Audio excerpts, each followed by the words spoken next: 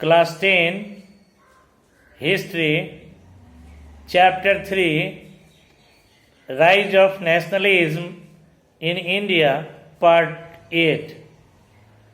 In our previous video, we have learned how civil disobedience movement started by Gandhiji, how participants saw the movement. Today, we are going to learn how did business classes relate to the civil disobedience movement. Indian merchants and industrialists earned huge profit and became powerful during First World War. They reacted against the restricted business activities of the colonialist policy. They wanted protection against imports of foreign goods and rupee sterling foreign exchange ratio. They formed the Indian Industrial and Commercial Congress in 1920 and the Federation of the Indian Chamber of Commerce and Industries FICCI in 1927 to organize business interests.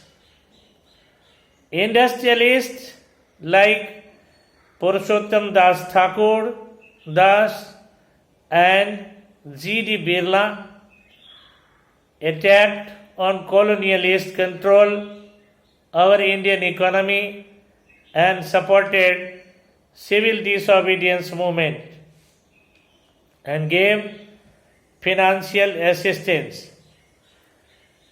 They came to see Swaraj as a time when British industry would flourish without constraints. But after the failure of Round Table Conference, business groups were not interested with the movement. They did not participate in the civil disobedience movement in large numbers. As the industrialists came closer to the Congress, workers stayed aloof. Another important feature of the civil disobedience movement was the large-scale participation of women. Thousands of women participated in the protest Salt March. Many went to jail. Women from high caste in urban area, rich peasants and rural area moved by Gandhiji's call.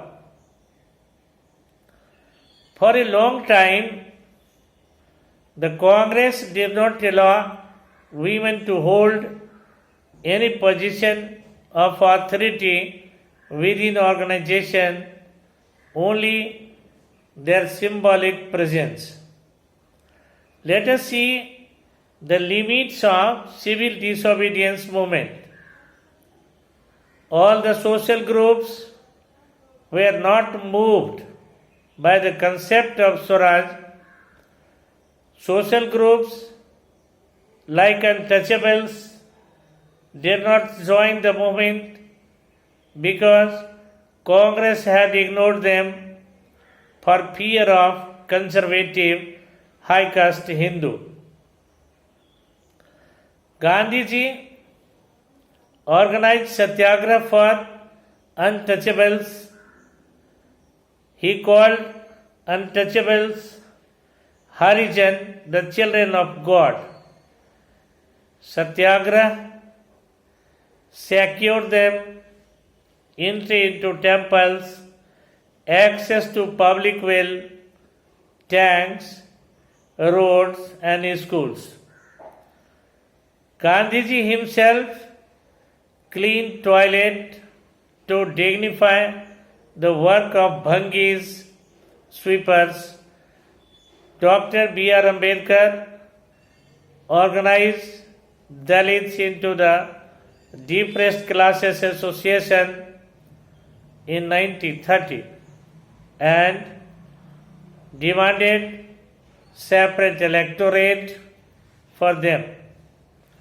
When British considered Ambedkar's demand, Gandhiji began to fast unto death. Gandhiji did not appreciate it as it would slow down the process of their integration into society. Ambedkar ultimately accepted and the pact was signed between Gandhi and B.R. Ambedkar at Pune in 1932. In the next video, we will learn about the results of Pune Pact. Thanks.